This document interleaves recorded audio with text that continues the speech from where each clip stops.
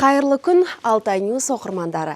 Біз қазір өскемендік кәсіпкер ашқан фотостудия, шаңырақ бейнесіндегі фотостудияда тұрмыз. Ендеше толығырақ бейнес сюжеттен тамашалаңыздар.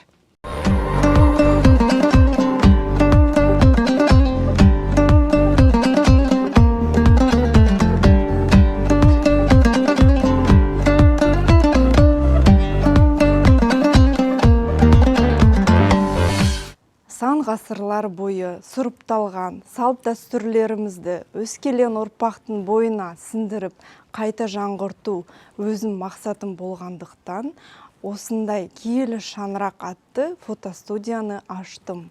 Фотостудия ашар кезімде мемлекеттен кәсіби құрылғыларға өте жақсы ыңғайлы шартпен қолдау көрсетті мемлекет.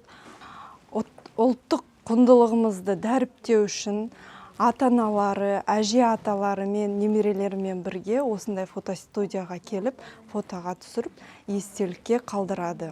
Бұл өте ыңғайлы жер, ішінде локациясы бар, этно костюм бәрі бір жерде орналасқан.